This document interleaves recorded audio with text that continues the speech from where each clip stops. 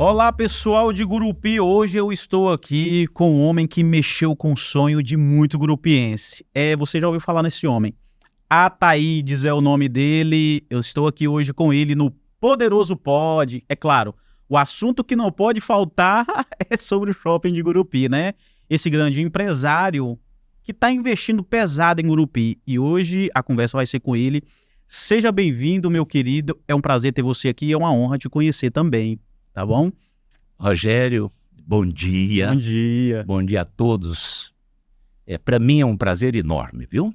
E parabéns pelo Poderoso Pod. É isso aí. Parabéns pelas suas instalações e aproveito para desejar a você, neste ano que se inicia, muito sucesso, muita saúde, muita paz.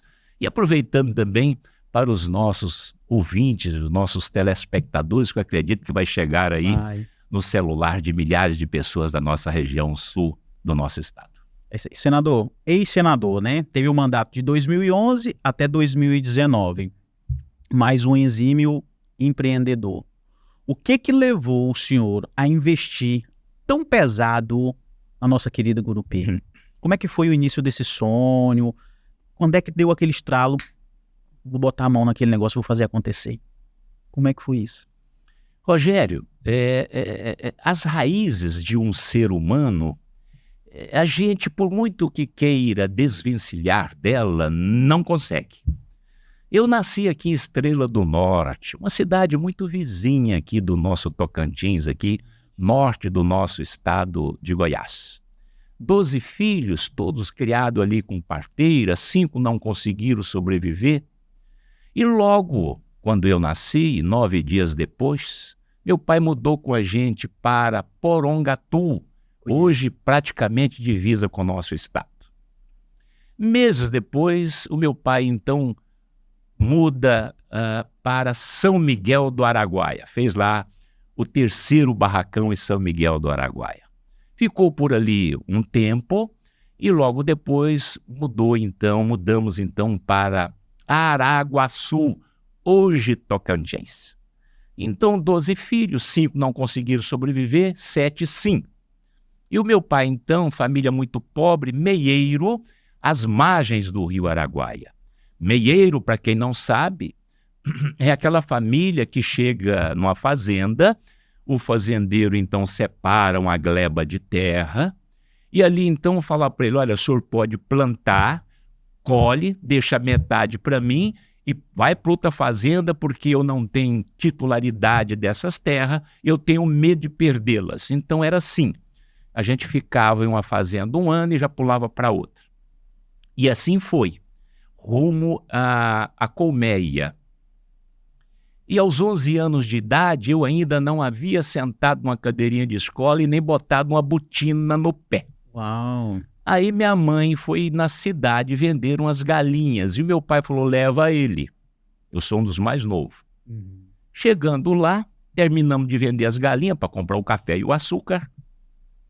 Tinha um cidadão com um caminhão carregado de arroz indo para uma cidade por nome de Anápolis, Goiás.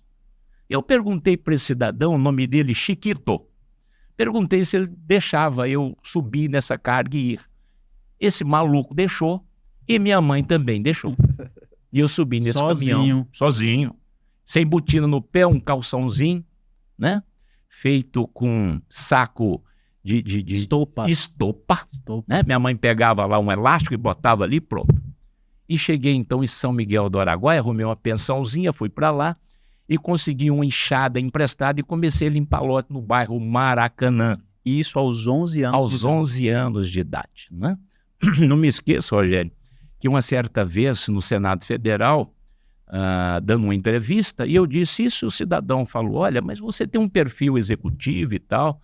Eu tirei o sapato e mostrei o pé, né, todo furado de tucunha, etc. Então, a prova está aqui. Está aqui o perfil. E aí, então, consegui, com essa enxadinha, consegui fazer um curso de datilografia, né? Com esse curso eu consegui um emprego de office boy no frigorífico Bordon em Anápolis e fui embora para o colégio estadual estudar. né? Isso, quantos anos? Isso já aos 11 para 12 anos, aí já fui. Então, consegui esse emprego e as coisas começaram a mudar. Aí aluguei um barracão, comecei a levar um irmão, o outro, até levar pai e mãe, e fui estudar. Você realmente foi dono do seu destino. Formei em ciências contábeis, ciências econômicas, direito. Trabalhei nas 3 áreas e tive o privilégio também de lecionar, né, na Faculdade de Direito de Anápolis, né, formei em Direito e tal. História. E quando chegou em 89, então, resolvi deixar a contabilidade, o direito, e fui empreender. E criei, então, ainda muito garoto, o Consórcio Nacional Araguaia. Já com quantos anos? E agora começa a história. E já vou lhe responder agora. O Consórcio Araguaia teve a sua primeira filial numa cidade chamada Gurupi, Avenida Goiás, esquina com a 2. Né? Cheguei aqui, comprei uma lata de tinta, entrei para dentro de um cômodozinho, lixei, eu mesmo pintei, contratei um cidadão e ele escreveu o Consórcio Araguaia. E daqui esse Consórcio Araguaia atuou em 18 estados da federação, chegando no 8º lugar no Brasil. Uau. Então a minha história aqui é de 1990. E foi exatamente essa cidade que me deu o pontapé do crescimento. Aqui de cada 10 casas mais antigas, no mínimo eu coloco 5 teve algum bem retirado através do Consórcio Araguaia. E aí, através do Consórcio Araguaia, formamos então, eu e a ex-esposa, o Grupo Araguaia, né, Consultora Araguaia, 12 empresas. E estamos chegando a 80 mil empregos com carteiras assinadas no Brasil. Uau. Só no Tocantins, mais de 25 mil empregos direto. Então, demorei a responder a sua pergunta, Perfeito, Rogério. Perfeito. Então, o meu caso com o Gurupi, a minha história com o Gurupi é sentimental mesmo, porque essa cidade, ela me deu muito no passado. Então, esse investimento que eu fiz com todo prazer, estou muito contente, apesar das dificuldades. Ótimo, perfeito. Que história espetacular, viu? Sair realmente da meação, que eu sei como é que é, né? Planta na terra alheia, para pegar metade, 11 anos de idade, entra dentro de um carro, cai no mundo. Você caiu no mundo sem ele nem beira. E falou, vou conquistar o meu. E depois leva os pais e chega onde chegou. Agora o ponto central, Gurupi já com 83 mil habitantes. É claro, Gurupi, uma cidade interior do Tocantins, né? A gente ainda sofre um pouco do problema daquele avanço cultural, às vezes de consumir certos tipos de conteúdos, frequentar certos tipos de lugares. Com certeza, por causa disso, eu creio que o senhor enfrentou algumas dificuldades iniciais. Porém, existe um plano já. A gente sempre executa um pré-plano, né? Nessa pré-execução, vou construir o shopping. O senhor foi lá e buscou as dores da cidade. Isso já era visível. Todo mundo reclamava e tirava sarro. Olha aqui o shopping de Gurupi, lá aquele prédio velho, aquela torre velha. Aí você, como exímio empreendedor que é, né? Eu entendi a dor. E aí foi fazer o shopping. Fez o shopping, qual foi a maior dificuldade que o senhor já encontrou depois que o senhor construiu o shopping? Rogério, eu gosto muito de conversar. Ótimo. Antes da gente iniciar propriamente a construção do shopping, através do Sebrae, eu fiz um convite a todos os empresários, comerciantes de Gurupi, para a gente bater um papo e eu contar qual era o nosso projeto, né? O nosso projeto era vir para Gurupi com esse grande empreendimento e agregar valor, trabalhar junto com os nossos empresários locais e nossos comerciantes. O consórcio, o Shopping Araguaia não veio aqui para atrapalhar ninguém.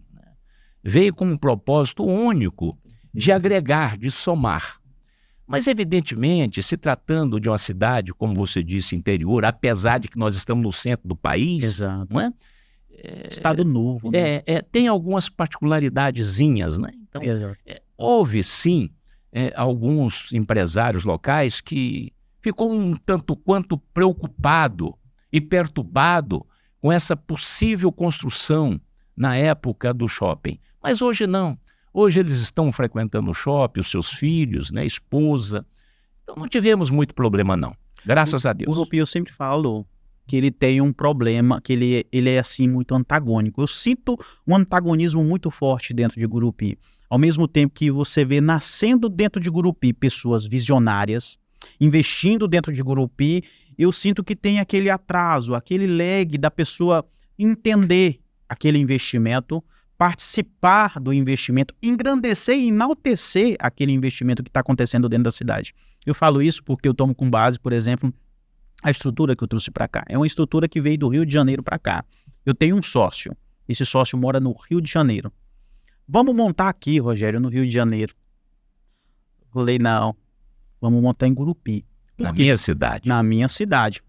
Sentimento. Você falou a palavra-chave. A gente tem um sentimento muito forte pela cidade. Tudo começou aqui, a vida da gente transforma aqui. E a forma da gente agradecer e ver as pessoas ser beneficiadas pelo nosso esforço é trazer o empreendimento para cá. E nisso convenci, olha, Grupi ainda não tem essa cultura de consumir podcast. Podemos ser os pioneiros, porém, existe uma bolha.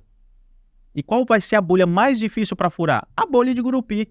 Tanto é que o pessoal de fora, São Paulo, Rio de Janeiro, Minas Gerais, as grandes metrópoles já consomem o Poderoso Pod. Olha. Só que Grupi ainda está lento.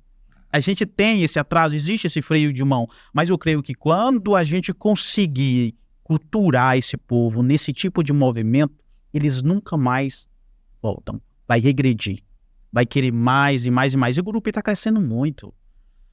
E eu tenho uma reclamação. Cadê as grandes aeronaves descendo em Grupi? Isso. Pessoal, eu tenho que buscar artista em Palmas. E isso gera um gasto muito grande, né? Risco, estrada. Estrada e tudo mais. Teve um, por exemplo, que chegou a vir, ele perguntou, qual é o carro? Tem blindagem? E olha só. Porque ele viu que existia todo um percurso, o percurso é demorado, 2 horas, 2 horas e meia. Quando fala 2 horas para Palma é pisado, né? É o pezinho lá embaixo, andando. 2 horas e 30. Andando bem. Então, quando a gente vê ainda essa falta de negócio, a gente vê que realmente nós vamos enfrentar um desafio grande em Grupi. Só que ao mesmo tempo parece que é uma satisfação tão grande, né? Sim. Quando tudo começa e tudo tá lá. Pois bem, o shopping foi construído, o pessoal chegou começou a movimentação no shopping, teve os seus primeiros meses de shopping, que foi estourado. Depois teve aquela baixa. Quando dá aquela baixa, qual foi o sentimento? Onde é que você mexeu as pedrinhas? Eu tenho que mudar isso, tenho que mudar aquilo, eu tenho que trazer loja tal, eu tenho que fazer tal coisa. Como é que foi funcionando isso tudo? Rogério, nós tivemos essa pandemia, que isto atordoou a todos nós, mundo afora. Verdade. Não é? Então, nós construímos o shopping Araguaia de Grupi em plena pandemia. Nós começamos em dezembro de 2019, em janeiro de 2020 explodiu o Covid, né? Exato. Então nós passamos esses 2 anos aí, 20 e 21, em construção, inclusive uma construção de 20 mil metros. Claro que a gente aproveitou uma boa parte daquela estrutura, mas foi uma construção muito rápida. Tivemos que trazer pessoas de São Paulo, de Goiás, do Espírito Santo, de Palmas, para nos ajudar na construção do shopping. Pois bem, quando chegou em dezembro de 21, mais propriamente dito aqui, dia 8 de dezembro, inauguramos, portanto, o shopping. Em plena pandemia, inclusive todo mundo com máscaras, né? Fechamos o 2022, um ano relativamente bom, apesar da pandemia, e veio então o ano de 2023. E como nós sabemos, eu como economista que sou e contador, eu sabia que com essa taxa de juros, essa taxa Selic, essa taxa básica de juro, de 13,75 ao ano, mas essa mudança do governo federal, eu sabia que o ano de 2023 seria um grande desafio para todos nós no Brasil. Desde o mais pobre até o mais rico. Então, 2023 realmente foi um grande desafio para nós. muitos lojistas que ali estavam, as suas vendas realmente muito fracas, apesar do custo baixo da operação, mas as vendas baixas não conseguiram sobreviver. Então, houve ali uma baixa de alguns lojistas. E, por outro lado, a mão de obra de shopping center é uma mão de obra qualificada, né? E aí é uma dificuldade muito grande. Tentamos buscar superintendente nos 4 cantos desse país, trouxemos alguns, mas infelizmente não nos satisfez, né? Tivemos que tirar. Chegamos até a contratar uma empresa do segmento para administrar o shopping, que também foi um desespero, porque a gente tem outros negócios. Eu não coloquei shopping para ser superintendente, mas diante do quadro que eu coloquei, da recessão de 23, a gente acabou tendo que pular para dentro do negócio. Né? E aí começamos, então, a reformular. Aquelas pessoas que não tinham condições de ficar no shopping, a gente fez um convite para eles, fizemos um acordo e fomos buscar novos lojistas. Hoje, graças a Deus, o shopping está consolidado, né? Nós temos nós temos 2 âncoras boas, que é a Americana CIA, temos um cinema 4 salas, uma sala para 218 pessoas com o sistema 3D. Temos uma praça de alimentação com várias franquias boas, agora está vindo o Burger King. Uau. Acredito que até o final do ano vai estar conosco. Né? Isso era uma das dores do pessoal daqui, viu? Do burger. Exato. Né? A Renner esteve conosco no 2º semestre, no final do ano passado. Né? Eles devem vir também, possivelmente, este ano. Olha só, Dilaila, Renner, nós trouxemos a CIA, essa bela loja, não é? Agora estamos trazendo a Renner. Uma academia que também é do grupo, uma academia muito boa, que hoje está lá com 800 alunos, né? Uma academia com 7 meses, hoje está com 800 alunos. O É Pra Já, né? Que é o Pronto, hoje é o Pronto, também está lá com a gente, conosco, dentro do shopping. Um agendamento em torno de 800, 900 pessoas dia, mais 125 funcionários. Temos um restaurante muito bom, que é o Dona Maria. Perfeito, viu? Perfeito. Agora está vindo mais uma franquia nessa área de gastronomia, que possivelmente, eu não vou nem dizer o nome me permite não dizer o nome dessa franquia. Fique à vontade. Porque ainda não assinamos o contrato. E o Espaço Kid. Eu acredito que agora, no final de fevereiro, inaugura, então, Jumping Door. É um mundo encantado para as crianças que realmente estava faltando. Né? Portanto, hoje nós estamos com um fluxo médio em torno de 3.200, 3.500 pessoas dia. Quando chega final de semana, isso vai para 5.000, 6.000 pessoas. Portanto, o shopping hoje está consolidado.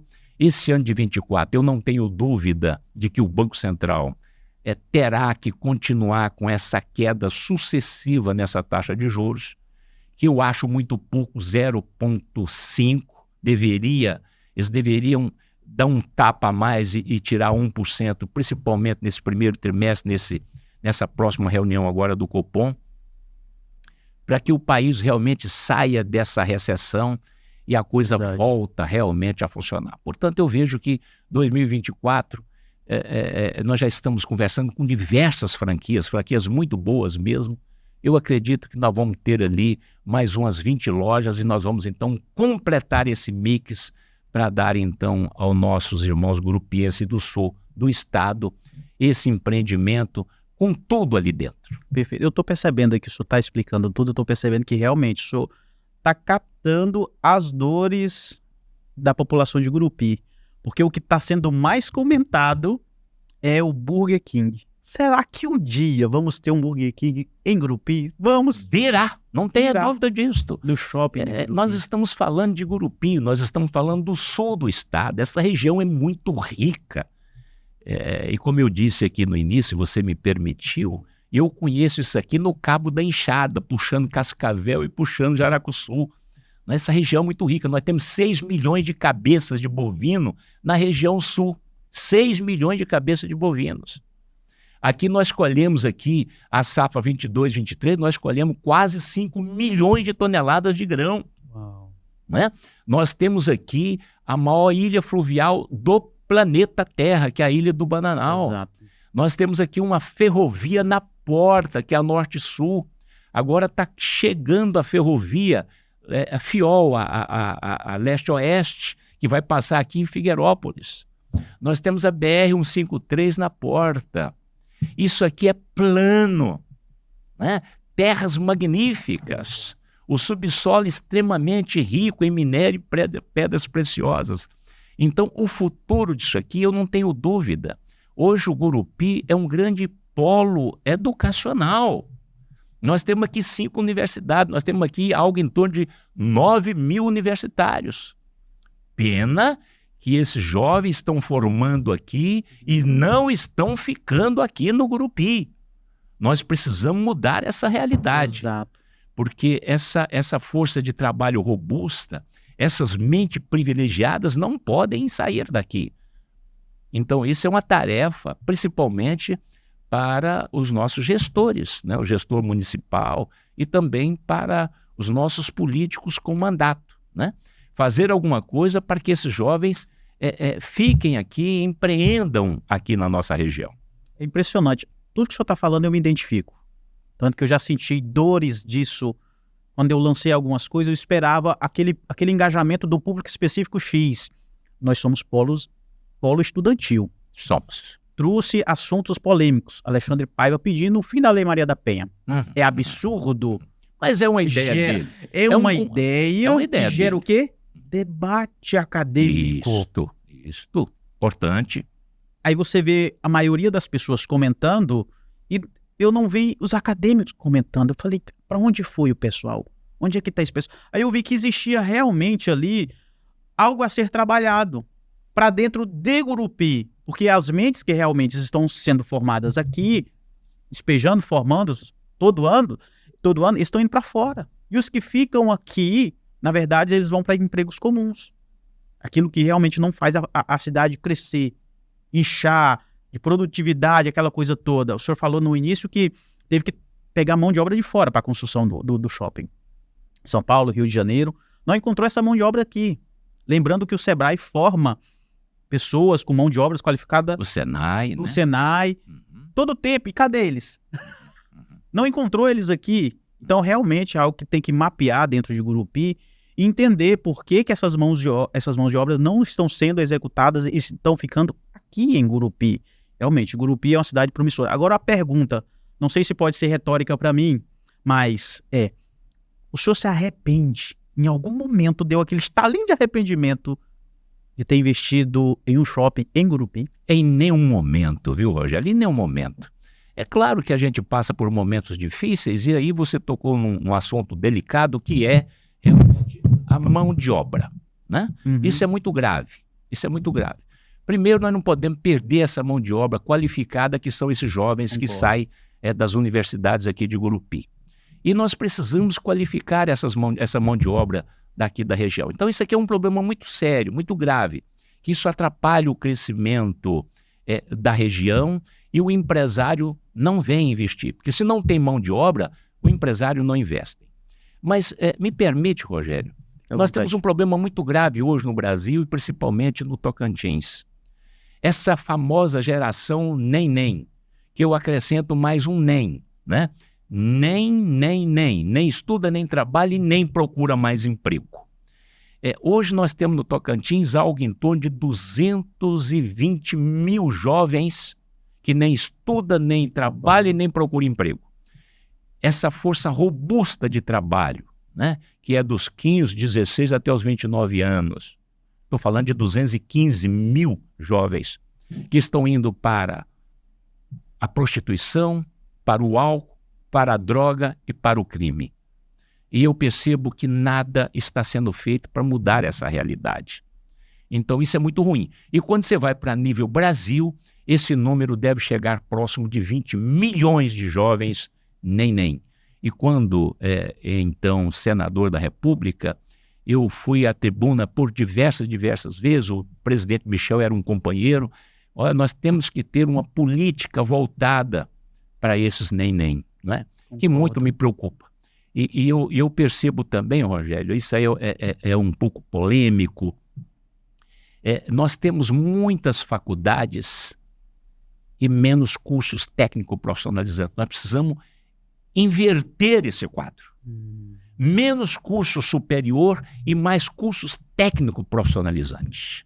Você pega, por exemplo, a Alemanha, enquanto forma 100 acadêmicos de curso superior, forma-se 1.000 técnicos. E a Alemanha é essa potência. Então, isso aí, nós temos que mudar esse quadro também. Nós temos que mais cursos técnico-profissionalizantes, menos curso universitário, né? Você vê cada faculdade por aí formando pessoas e, na verdade, professor fazendo de conta que está ensinando e aluno fazendo de conta que está aprendendo. Isso é muito ruim para uma nação. Isso é muito ruim para um Estado, né? Nós precisamos também olhar com mais carinho. Concordo. Eu não sei se pode ser utópico o que eu vou falar agora, mas eu sinto que, às vezes, essa dificuldade, toda essa crise, ela é gerada lá no plano básico educacional. Porque se inclui matérias importantes realmente para o desenvolvimento do ser humano no quesito de sociedade, por exemplo, empreendedorismo, economia. Porque são assuntos imprescindíveis para o ser humano. Voltar à matéria EPB, que você é tão jovem, o EPB, né? Estuda os problemas brasileiros. Olha, né? Só. Precisamos. Rogério, agora o shopping bem estruturado, conseguimos, graças a Deus, com muita dificuldade, montar uma boa equipe. Todas as nossas empresas do grupo, nós temos executivo com 28, 30 anos que está com a gente.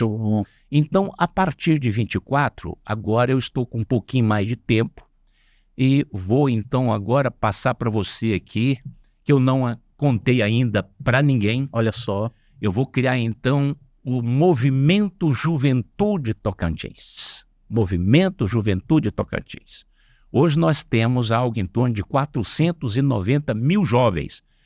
É um estado com muita gente jovem. Nós temos 1,5 milhão de habitantes. Se percebe que 30% são jovens. Verdade. Pois bem, então eu estou desenhando esse projeto, estou botando ele no papel e vou então rodar os 4 cantos desse estado para conversar com esses jovens. Coach, eu tenho pavor de coach, eu tenho pavor. Apesar do que o Pablo foi um grande amigo, e eu disse, você vai se perder, você vai se perder. O caminho que você está caminhando, Pablo, você vai se perder. Eu estou uns 4 meses sem falar com o Pablo, e ele se perdeu, né? Então, eu não sou um coach. O que eu quero levar para esses 490 mil jovens é a minha experiência de vida, né? Falar que eles são capazes de empreender, que são capazes de realizar os seus sonhos, né? Ver se eu consigo tirar alguns desses 215 mil jovens do neném, né? Trazer eles para o mercado de trabalho. Então, tudo isso vai ser gratuitamente, eu jamais vou cobrar qualquer valor que seja, né? E vou rodar esse estado conversando com esses jovens. Isso serão eu vou fazer palestras pessoalmente. Serão palestra ou vai abrir janelas de oportunidades aí para o mercado de trabalho? Propriamente dito. Também. Maravilha. Eu vou fazer parcerias, palestra e vou chamar o Sistema S, né, para essa parceria. Eu vou continuar empreendendo, né? Eu pretendo, por exemplo, Araguaína, em 1992 para 3, eu cheguei com o consórcio Araguaia, 92 cheguei com o consórcio Araguaia em Araguaína, 94 eu abri o concessionário Tocantins Moto Honda, com filial em Tocantinópolis e Colinas. Posteriormente, nós fizemos o primeiro prédio de Araguaína, que foi o Terracota. Hoje eu chego lá e vejo aquele mundaréu de edifícios e muitos em construção, né? Então, o propósito é esse. Perfeito. É caminhar o Estado levando a nossa história de vida e tentando salvar algumas vidas que, infelizmente, o álcool, a droga está tomando conta. O senhor falou que juntamente com esse projeto vai estar o Sistema S. Explica para a gente o que é o Sistema S, propriamente dito. O Sistema S é um grupo de empresas privadas, né? São 9, que é o SESI, Senai, que é da indústria, SESC, Senac, que é do comércio, SEST, Senat, que é do transporte, o SEBRAE, que é o comércio que atende as pequenas e médias empresas, o Sicobi. No total são 9 empresas, né, que são mantidas com contribuições compulsórias. As empresas pagam para o segmento 2,5 sobre o salário bruto de cada trabalhador. As empresas pagam. Evidentemente que quem paga lá no final não são as empresas, porque o produto dessas empresas, né, esses 2,5 mais 0,6 do SEBRAE, perfazendo 3,1, evidentemente que isso vai para o custo do produto. E quem paga, na verdade, é o povo, né? Pois bem, eu acredito que o repasse hoje anual para o Sistema S deve ser algo em torno de 40 bilhões ano, cujo o propósito, o objetivo do sistema é qualificar a mão de obra do trabalhador e levar lazer e saúde. E o sistema tem tudo isso para fazer. Realmente é uma estrutura realmente boa. Muito boa. Você pega aqui em Gurupi, o Pisoni, né, o Itelvino, que está à frente do comércio, e ele tem feito um trabalho extraordinário, é bom que se diga, tem feito um trabalho extraordinário. O sistema pode nos ajudar muito qualificando, dando cursos técnico-profissionalizantes gratuitamente para esses jovens, né? Então vamos procurar então o Sistema S para a gente fazer essa parceria. Nós tivemos um embate muito grande dentro do Senado Federal, porque você começa com um embate e quando você vê que a coisa não está fluindo, de repente ele pode tomar um outro rumo. Mas isso é passado. Eu defendo o Sistema S como eu sempre defendi, só que nós precisamos que o Sistema S dê mais cursos técnico-profissionalizantes gratuitos aos nossos jovens.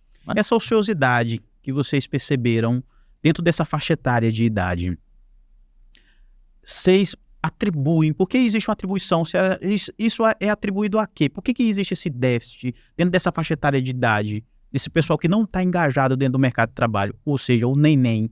Por que o neném existe hoje? Rogério, isso é muito complexo até certo Imagino. ponto, não é? Eu vejo o seguinte, a grande culpa de tudo isto, evidentemente, é do governo, né? Eu não tenho dúvida. Quando você compara, por exemplo, com um país de primeiro mundo, como Itália, Estados Unidos, Inglaterra, Paris, né? França,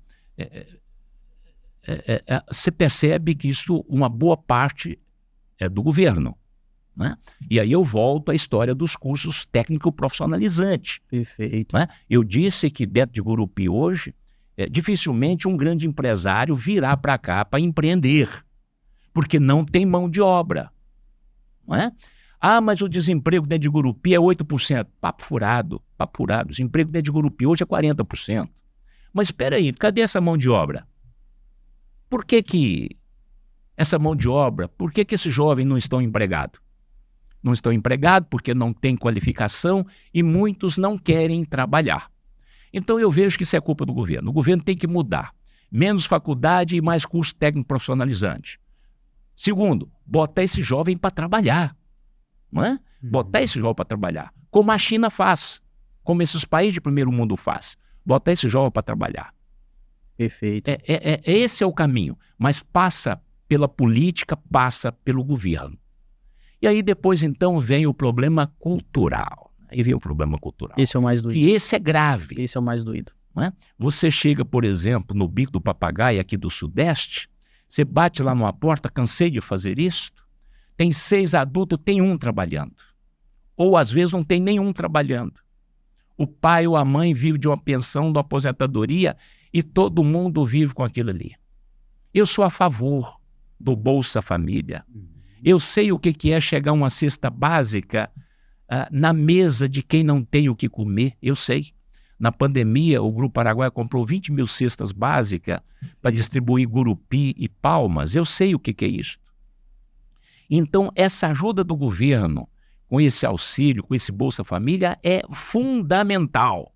Entretanto, tem que botar para trabalhar. Concordo. Tem que botar para trabalhar.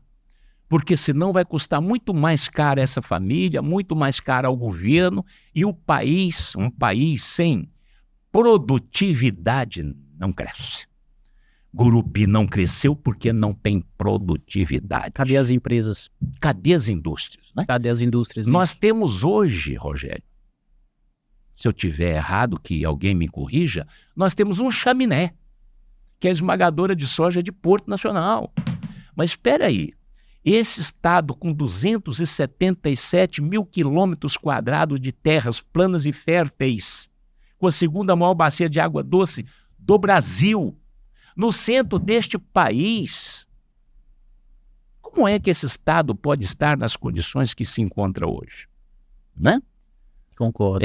Nós não temos no Tocantins um desemprego de 8%. Esse desemprego de 8% é do CAGED, é de pessoas que têm carteira assinada. Carteira assinada. Hoje no Tocantins nós temos um desemprego acima de 40%. A Thaide, você prova? Provo. Quem quiser é só falar comigo que eu provo. Eu vou lá e bato na porta e falo, olha, está aqui a prova. Ó. Né? Então esses números do IBGE, um instituto que eu admiro muito, que tem técnicos maravilhosos, mas na sua alta cúpula a coisa é política. E aí a coisa é feia, Rogério. Imagino. O sistema político brasileiro é terrível. Está no rumo errado. Né? O sistema do judiciário está no rumo errado. Né? A doutora Dilaila está aqui com a gente, não é?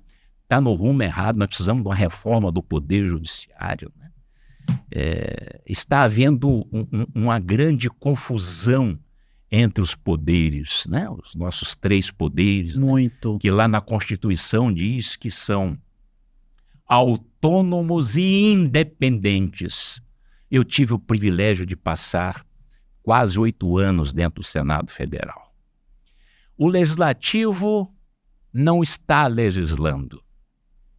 Quem está legislando é o Executivo através de medidas provisórias. Lá não aprova projeto nenhum. Eu tenho 180 projetos dentro do Senado Federal. Parados. Parados. Mas as medidas provisórias o Legislativo aprova. Então, não está legislando. Quem legisla é o Executivo. E o Executivo está fazendo da conta que executa.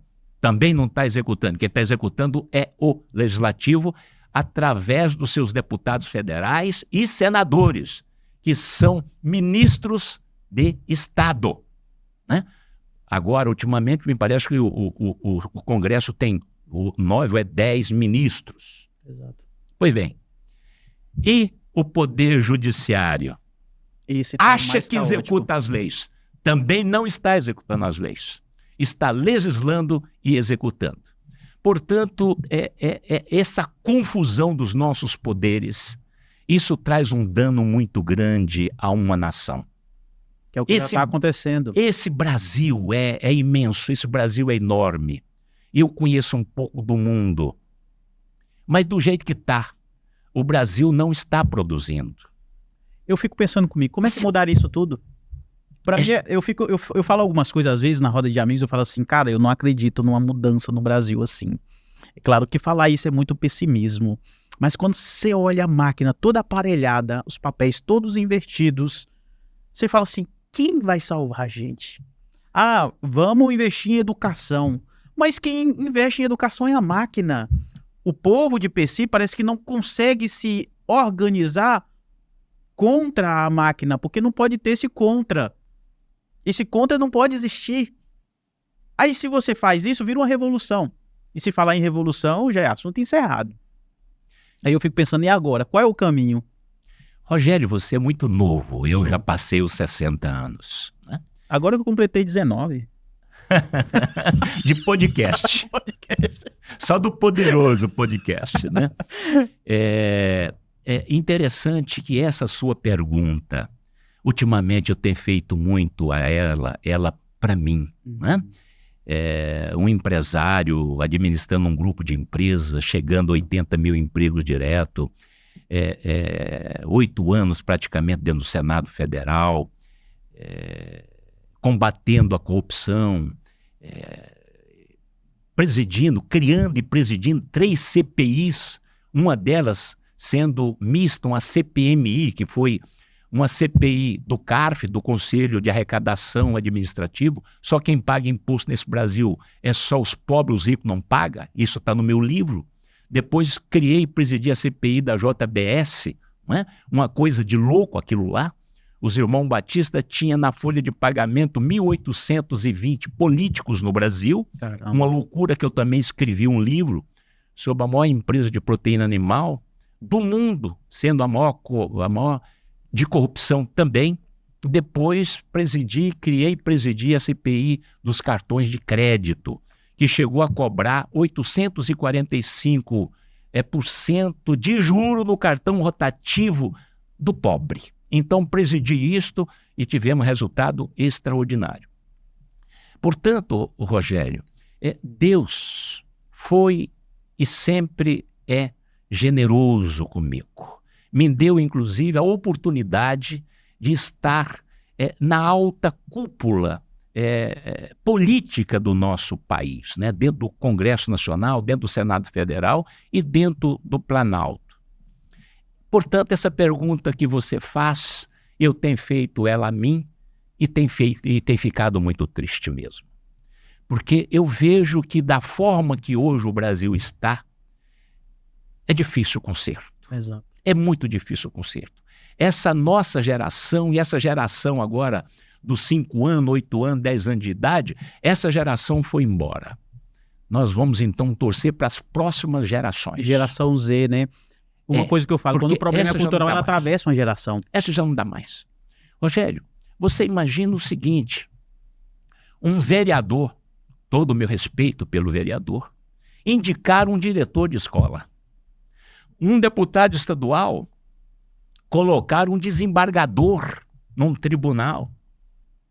O Senado Federal botar ministro no Supremo Tribunal Federal e no Superior Tribunal de Justiça e nos outros tribunais. Isso está tudo errado. Né?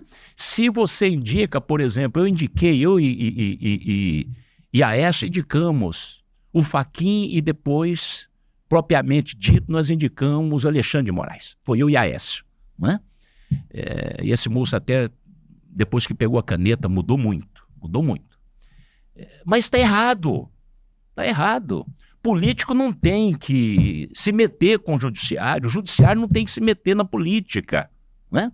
Então, a coisa está na contramão. O Brasil, as coisas ficaram relativizadas. Né? O desonesto está mandando no honesto. Quem não sabe fazer está mandando em quem faz, em quem sabe fazer. Exatamente. Os empregadores estão hoje refém dos empregados, dos seus colaboradores. Concordo. O caboquinho passa dentro da sua loja, faz um furto. Se você for fazer um BO, você tem que tomar muito cuidado, porque senão você vai pagar um preço muito caro. Ou seja, está havendo uma inversão de valor dentro deste nosso rico e querido país gigantesco. Que essa sua pergunta, vinda com um bom carregado de indignação, a gente olha para o horizonte e fala, meu Deus, o que fazer? Exatamente. Eu vi um exemplo recentemente num shopping center de São Paulo, no Iguatemi, do senador Tasso Gereissati, que foi senador comigo. A esposa estava dentro da Zara, fazendo umas compras. Eu sentei num banquinho e fiquei na frente. Um shopping de altíssimo padrão, só pessoas milionárias que frequentam aquele shopping. E um senhor, de uns 60 e poucos anos, sentado ao meu lado. Um moço muito bem apresentável. Tá bom. Ele ficou ali do lado, de outro lado. De repente, saiu uma senhora de dentro da Zara, muito elegante, com uma bolsa no braço. E atrás dela vem, então, um moço com um crachá da Zara e chegou nela, muito próximo de mim, e falou: olha, a senhora está levando a bolsa. Ela pegou e tirou a bolsa do braço e entregou para ele. Ele entrou para dentro da loja. Esse moço que estava ao meu lado levantou, pegou na mão dessa senhora, que é marido dela, imagino eu, e saíram. Eu entrei dentro da loja para falar com a minha esposa e vi o cidadão. Cheguei até ele, funcionário do coisa. Perguntei a ele o que ele era dentro das áreas. Ele disse: eu sou o gerente. Falei: me conta uma coisa, aquela senhora estava furtando aquela bolsa? Ele disse: sim. Mas espera aí, você só pegou a bolsa, por que você não foi ali na Polícia Federal, que está no mesmo pavimento, ou na polícia do shopping, e você não denunciou aquela senhora? Ele me disse: nós temos aqui uma determinação da empresa para não fazer isto, porque senão nós vamos pagar 1.000 bolsas. 1.000 bolsas. Olha que coisa horrível para uma nação. Isso nos Estados Unidos, a senhora ia presa. Exato. O tratamento realmente é diferente, dependendo da... É diferente, sabe? Porque se essa senhora falasse: não, eu esqueci a bolsa no meu braço. Não, a senhora não esqueceu a bolsa no braço. Mas essa esqueci a bolsa no meu braço ia custar muito caro. Exato. Então, infelizmente, as coisas aqui estão muito relativas, né? Você pega a base da pirâmide, que é o povão, eles já estão achando que roubar e ser desonesto é uma coisa comum. Porque existe políticas para isso. Isso é terrível. E a verdade está aí. A verdade está aí. A corrupção no Brasil hoje, ela é soberana. Exato. É soberana. Você vê um político com 2 anos de mandato, milionário. Milionário, isso está errado. O cidadão nunca trabalhou na vida e, de repente, tem carro de 500 mil reais, casa de 10 milhões de reais. Isso está errado. Mas para a cabeça do povo brasileiro, e não é só o povão não, sabe, o Rogério? Eu estou muito assustado com o Brasil. Eu me cobro dia e noite.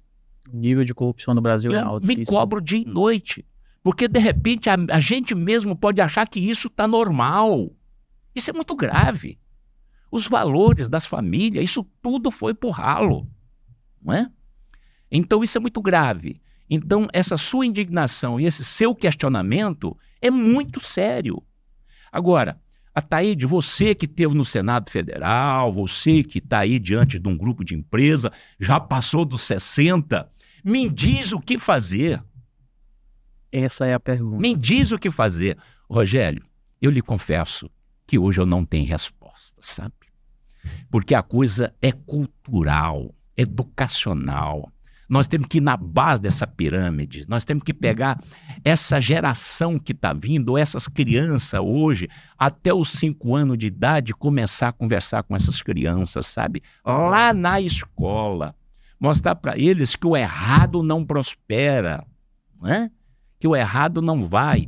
Esses coaches que falam: olha, vocês têm que ficar rico do dia para a noite. Espera aí, companheiro, ninguém fica rico do dia para a noite, não é? Mas, na verdade, a gente está vendo isso no dia a dia. Exatamente. Mas eu continuo ainda muito otimista. Eu sou otimista de natureza, mas sou realista. No fundo, eu fico assim, o meu otimismo não é tão grande em relação a esse quadro do Brasil. Qual é o antídoto disso tudo? O antídoto poderia ser o povo, mas como acordar o povo se existe uma máquina que o reprime? Ponto. Até que a máquina não reprime. A máquina aceita, Rogério. Esse é que é o problema. A máquina aceita, sabe? A máquina aceita. Por que um cidadão que roubou no Tocantins 1,2 bilhão está solto? E aí, como é que vai prender um cidadão que roubou um celular? Sabe? A coisa está fora do prumo, né? O cidadão roubou, está provado, 1,2 bilhão e está solto. Tem E no, dinheiro por entanto, recurso. o cidadão que roubou uma galinha para comer vai botar ele na cadeia. O Tem dinheiro por cara recurso. que roubou a galinha tem que ser preso. Tem que ser preso. Tá, mas esse cidadão de 1 bilhão e 200 tem bons advogados, porque ele tem o Exato. dinheiro público na mão. Então, essa coisa está muito errada. Eu sofri muito dentro do Senado Federal. Muito, Imagino. muito, muito, muito. Era eu e mais 4, 5 senadores. O resto. Eu ficava pensando assim, como é que Me ofereceram 40 milhões de propina para eu não publicar um livro. Caramba. 40 milhões. Ele falou, eu leve dinheiro e bote no lugar que o senhor quiser. Eu falei, esse dinheiro eu tenho. E fui para a tribuna e disse, pô, não, então nós vamos matar ele. Graças a Deus não me mataram. Estou aqui vivo e gerando emprego. E contando a história. E pescando, que eu vou pescar e contando história. Não é? Caramba, Não é fácil. Eu fico naquela posição, né? Eu acho que é só o povo o antídoto, mas o povo tá reprimido. É o que eu penso. Mas a classe política, Rogério, com as exceções, poucas é bom que se diga, não querem pessoas honestas na política. Não querem. Eu acredito pessoas nisso, porque honestas. senão a máquina não funciona. Eu falo, a máquina que eles criaram, o monstro que eles criaram, precisa desse tipo de pessoa que façam o jogo que eles precisam que seja feito. Caso contrário, Eu vai sou atrapalhar. uma peça estranha no ninho. Eu sou uma peça estranha no ninho. Mas eu não tirei política ainda do meu propósito. Não tirei. Uhum. Como você viu a minha história de vida, Deus foi e é muito magnífico esse homem. Hoje eu estou, graças a Deus, um homem muito bem sucedido, né? Um bom patrimônio, não preciso preocupar com isso. Então eu quero dar um pouco desta minha experiência adquirida, principalmente para esses jovens. Maravilha. Nada em troca eu quero. Né? Fora o shopping que o senhor já investiu dentro da cidade de Gurupi, o senhor tem outro grande investimento aqui também, não tem? Temos o condomínio Parque Resedar. É um condomínio fechado de alto padrão. Aqui no centro, no fundo do shopping. Perfeito.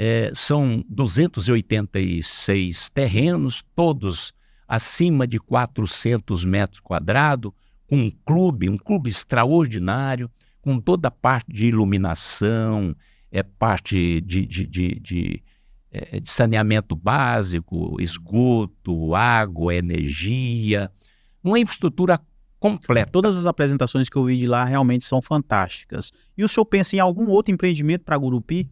Vendo que o senhor está investindo pesado na cidade? Vamos aguardar um pouco mais, mas eu vejo sim, sabe, Rogério? Maravilha. Eu acredito muito na região sul do nosso estado, especialmente no Gurupi. Uma coisa que eu tinha muita vontade de ver acontecendo em Gurupi é a construção de prédios, né? Uma construtora investir aqui em prédios, mas eu creio que existe um grande problema em Gurupi, até gostaria de falar isso, que é o nosso aeroporto. Podiam muito bem reunir forças para investir naquele aeroporto, porque eu creio que a cidade de Gurupi tem um potencial muito grande. E enquanto não tiver um aeroporto para grandes aeronaves, eu acho que empresa nenhuma vai ter coragem de investir na construção de prédios numa cidade que não tem aeroporto para grandes aeronaves. Rogério, me permite eu fazer uma pequena correção na sua fala? Sim. Eu estou na aviação já há mais de 20 anos. Eu tive, inclusive, táxi aéreo. O aeroporto de Gurupi, eu desço aqui com a minha aeronave. Eu tenho um avião que precisa de 1.500 metros de pista. Uhum. Nós temos. Na verdade, o aeroporto de Gurupi é extraordinário. Aqui desce 767, aqui desce qualquer Boeing, né? Ela tem uma cabeça de pista extraordinária. O aeroporto aqui está pronto para receber qualquer tipo de voo. E o que falta para fazer a linha aérea para cá? Ação política. Então não a estrutura tem. Está perfeita. É ação política, tanto do município como estadual. Nós precisamos de uma linha aérea aqui em Gurupi. Né? Mas a TAM não vai descer, é difícil, a Gol não vai descer. Tudo bem, pode não descer agora. Mas nós temos outras companhias, como a Sete Táxi Aéreo e outras companhias menores, né? A própria Azul.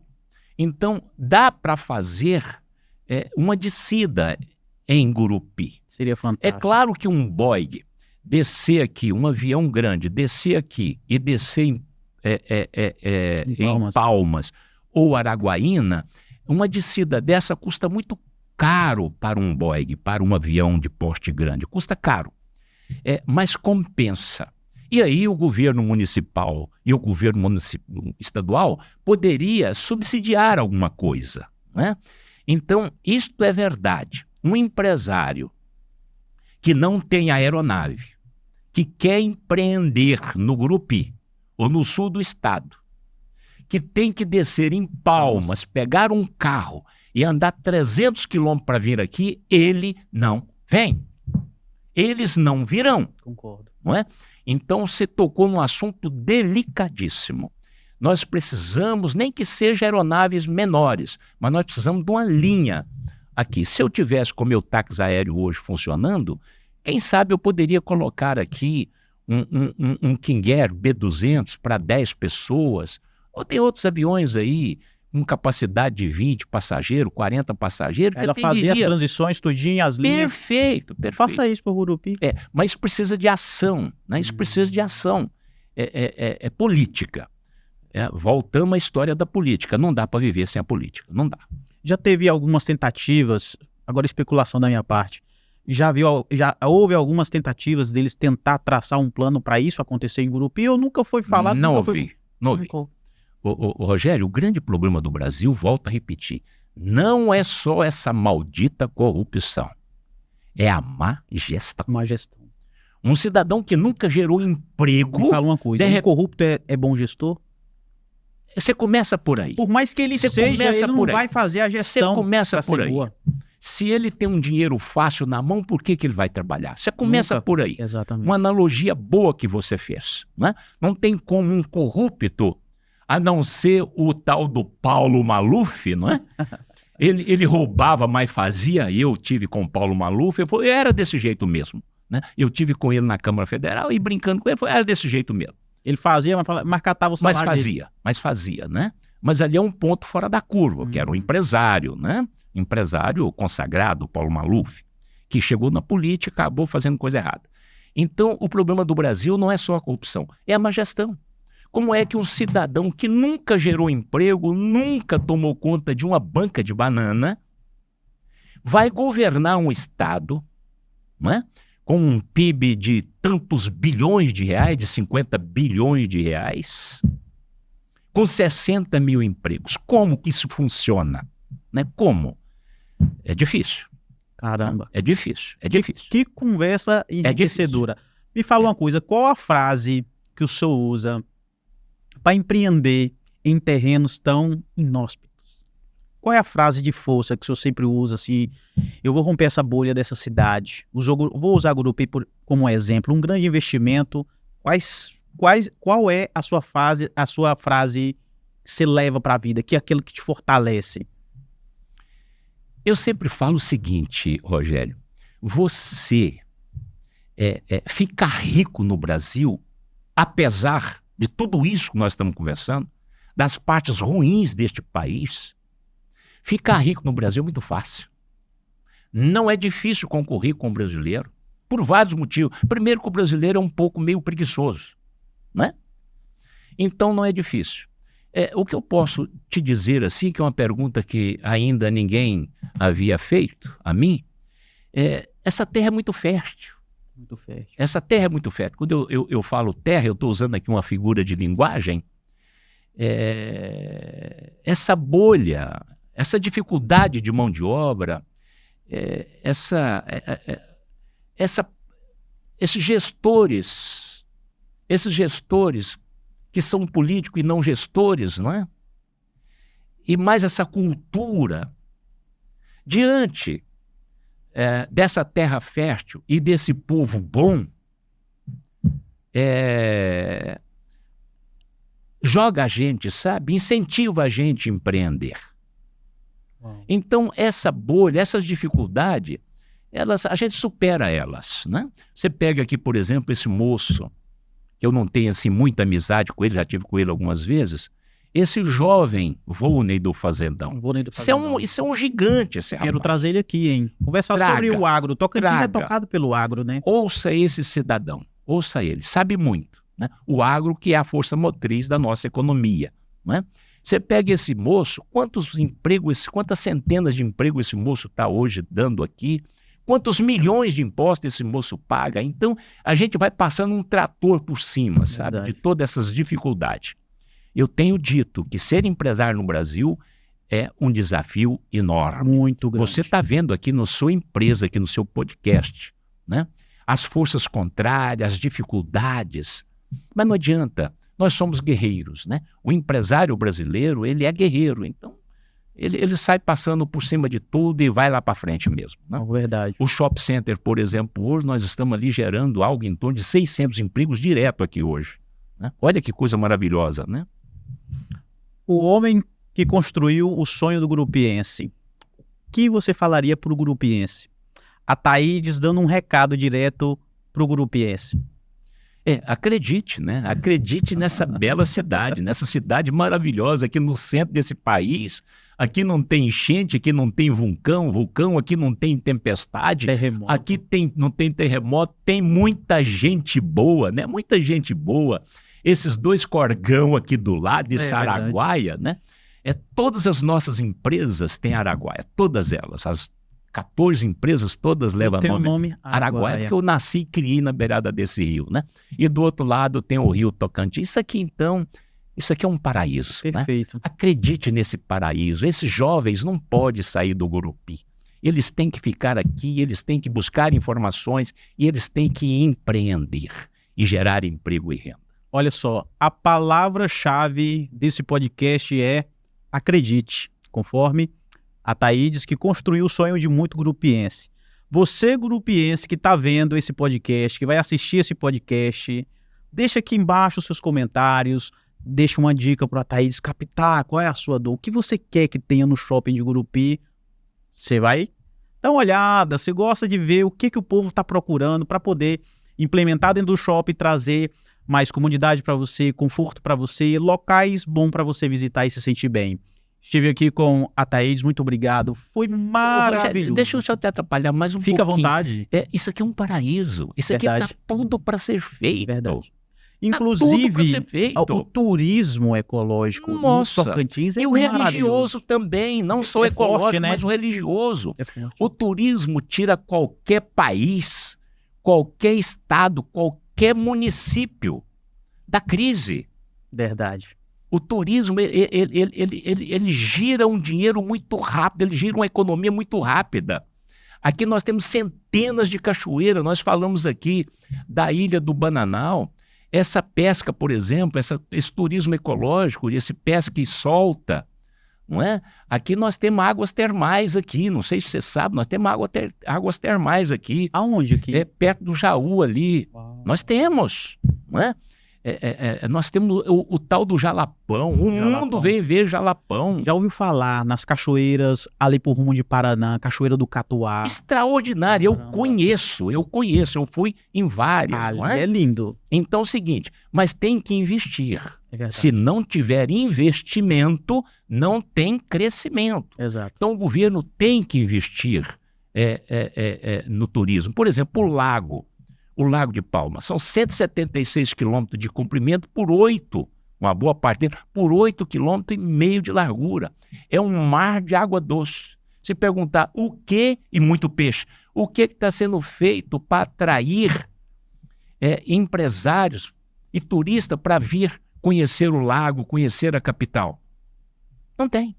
Aqui, por exemplo, no peixe, aqui tem, logo acima ali, o maior são lagos, né? Ilhas do mundo. Está aqui no peixe. Verdade. Só que nem o tocantinense sabe. Então precisa de um departamento bastante competente para vender o Tocantins, vender no bom sentido, levar todas essas qualidades, todas essas riquezas minerais e naturais que o nosso estado tem. E nós estamos no centro do país. Lembrando que a nossa maior referência é o ecoturismo. Sim. Todos os artistas que eu falo, quando é para fazer convite para cá, A palavra-chave é jalapão. Mas você chega no Jalapão, agora parece que melhorou um pouco. Não tinha nem um hotelzinho melhor, não tinha. Né? E para chegar lá um desespero, e não tinha nem como você descer um King Air lá em Mateiros. Olha que coisa absurda. Ou seja, o governo tem que abrir os olhos e investir na área do turismo. Verdade, E concordo. o Tocantins precisa ser industrializado. Concordo. E o empresário não quer favor. Eu disse isso já várias vezes. O empresário não quer favor, o empresário não quer dinheiro. O empresário quer ser respeitado e que a coisa pública faça a sua parte. Né? Eu vim aqui hoje. Eu fiquei 10 minutos procurando uma vaga para estacionar aqui. Está errado isto. Não é? Como é que o empresário chega aqui no seu podcast e não tem um lugar para ele estacionar o carro? Exato. Né? Então, o município precisa fazer a parte dele, e o Estado também. E o país, para que o país cresça. O Brasil é extraordinário. Parece que não estão nem atentos para o crescimento da cidade. A percepção que eu tenho é essa. A cidade está crescendo, está desenvolvendo, mas a administração pública você vê que está numa marcha lenta. E aí começam as dificuldades, não encontra estacionamento. Por quê? Porque está crescendo. Se está crescendo, é porque não está encontrando um estacionamento adequado. Mas nós poderíamos atrair mais empresários, viu, hoje? Concordo também. Nós temos que atrair empresários. O Gurupi precisa de indústria. Precisa de indústria. Indústria. O Estado precisa ser industrializado, né? Quando eu estive no Senado Federal, eu bati muito nessa tecla. Né? Esse período que eu fiquei no Senado, presidindo essas 3 CPIs, escrevi 4 livros, combatendo essa maldita corrupção, né? E mostrando, principalmente para o governo federal, que o Tocantins é um paraíso, que nós temos que atrair pessoas para vir para cá, para empreender. Esses livros já estão disponíveis nas livrarias? Não, isso é coisa pessoal meu mesmo. Entendi. São poucas edições, mas se entrar na minha página, encontra esses livros. Perfeito, né? perfeito. Então, o que eu digo é isso aí, a pergunta que você fez, eu passo. Acredite nesse rico estado do Tocantins, acredite nesse país. Nós temos muito jovem indo embora, viu? Nós não podemos deixar os nossos jovens, essas mentes privilegiadas, sair do nosso país. Concordo. Meu querido, mais alguma coisa? Eu só tenho a agradecer essa oportunidade, viu, Rogério? Eu que agradeço. E me coloco à disposição. Obrigado, meu querido. Eu que agradeço. Eu me sinto honrado por ter você assim, esse bate-papo tão tranquilo, entre amigos, né? Para o pessoal ver quem é o Thaís, quem é essa pessoa que está investindo tão pesado dentro de Gurupi e tem planos futuros que ainda não pode ser falado, mas que tem previsões de maiores investimentos dentro da nossa querida cidade, da nossa capital da amizade, Gurupi. E é isso aí, pessoal. Muito obrigado e até a próxima quinta-feira. Vocês não podem perder esses episódios, tá bom? E sexta-feira a gente tem um ao vivo fazendo o release do que aconteceu na semana, tá bom? Fica com a gente, muito obrigado. Não esqueça de deixar o seu like, não esqueça de deixar a sua curtida e o seu comentário, tá bom? Muito obrigado, pessoal, e até a próxima. Tchau! Rogério, Sim. Aproveitando que esse ano é um ano de eleição municipal, né? Nós vamos eleger, então, prefeitos e vereadores. Eu aproveito esse veículo extraordinário para pedir aos nossos eleitores que, antes de votar, que pesquise a vida de cada candidato. Verifica se esse candidato merece o seu voto, se ele pode ser o seu representante. Concordo. Verifica se ele é ficha limpa, se ele não está respondendo processo. Se for ficha suja, não vota, porque a sua vida depende da política. Então eu faço esse pedido aqui encarecidamente. Pesquise a vida de cada candidato antes de você ir escolher o seu próximo prefeito, ou a reeleição da prefeita, ou a reeleição de alguns vereadores ou novos. Pesquise a vida de cada candidato. Escolher candidato político de carreira é uma boa? Depende. Vamos olhar a vida pregressa dele, né? Ótimo. Se ele não tem processo, se ele não tem histórico de Polícia Federal batendo na porta dele, dê mais um voto de confiança a ele. É verdade. Mas o político entrou e vai roubar. Pois bem, se ele entrar e roubar, na próxima você não vota nele. Exato. Lima, tira. Elimina. Exato. Não dá para viver sem a política. Então, tudo isso que nós estamos passando no país, né, a maior culpa realmente é da política. Concordo. Escolhas erradas. Escolheu errado, já era. Uma coisa que eu acho polêmico, mas eu acho que deveria ter. A pessoa monta um plano de campanha com as suas promessas e os seus projetos que irão ser feitos. Quando ele é eleito, ele faz tudo ao contrário. Isso não poderia ser permitido. Se a pessoa mentiu, apresentou um plano de campanha mentiroso, enganoso, no primeiro ano de mandato dela, se ela não concluiu nem 50% daquilo que ela já... É claro, é 4 anos, né? Vamos colocar 2 anos. Se em 2 anos ela não chegou nem à base de 40% ou 50%, ela tinha que ser eliminada. Porque ela usar da mentira para enganar e ganhar voto, isso é... Concordo plenamente com você, né? Agora a palavra mentira tomou outros nomes, né? Exato. Fake news, narrativas. Né? E a gente está vivendo uma guerra disso. A palavra é mentira. Exato. Isso é crime. Rogério, eu não me esqueço que em 2014 eu disse, eu vou botar o meu nome à disposição dos nossos tocantinenses como governo, para governo, contra os Miranda e contra o Siqueira. E rodei o Estado, falando, olha, eu já trabalhei para mim, eu quero trabalhar para você. Eles disseram, não, nós vamos eleger Marcelo Miranda, que deu óculos. Mas eu não esqueço que um político óculos muito interessante chegou para mim e me disse uma coisa em 2014. Ataídes, quem mentir mais vai virar governo do Tocantins. Rogério, olha que coisa absurda. Demais. Governo federal. Quem mentir mais vira presidente da República. Mas que loucura é esta? É porque a coisa relativizou. Demais. Isso é uma pena, né? Você vê hoje a internet, esse veículo extraordinário que nós temos hoje em mãos, é brincadeira. A mentira tomou conta. A mentira tomou conta, né? Agora se usa a palavra, então, fake news. A mais forte desse ano que eu sinto é a narrativa. Eles chamam narrativa. Narrativa. É uma guerra de narrativa. Como se fosse normal.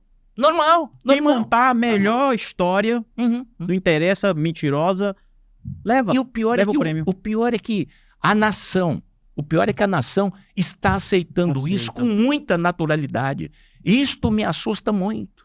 Eu me encobro todo dia e falo, meu Deus, isso não pode ser assim, isso está errado. Não é? Concordo. Mas o povo, principalmente o menos esclarecido, eles vão aceitando. Isso vai virando uma coisa chamada costume. Exato. E depois, então, mentir. O interessante, Rogério, você é tão novo, mas a história do Garrincha,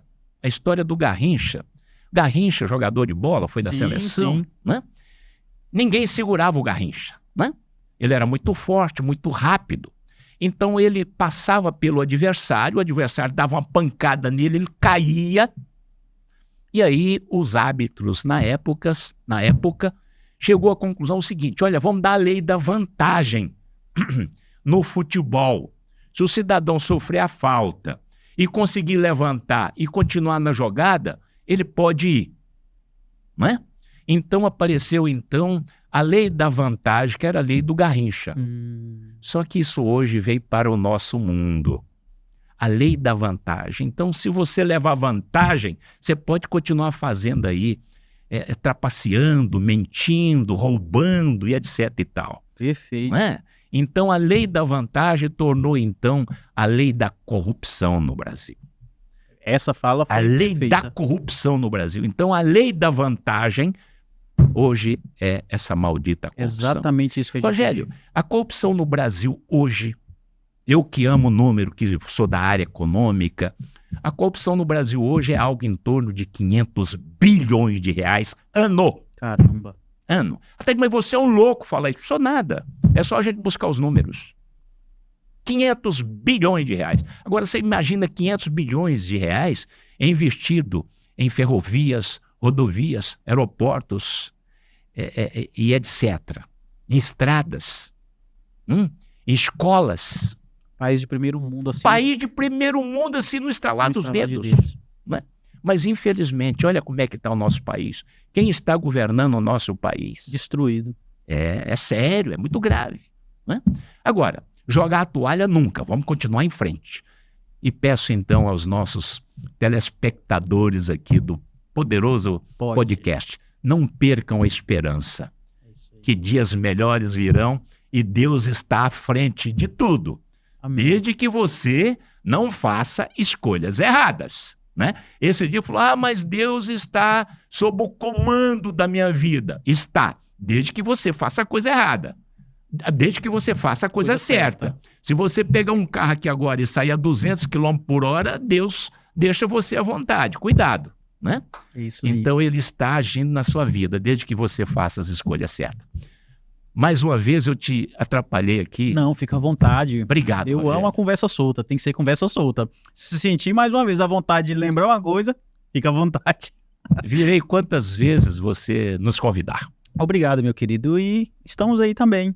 Olha, não perca esse episódio, tá bom? Um abraço e até mais. Tchau.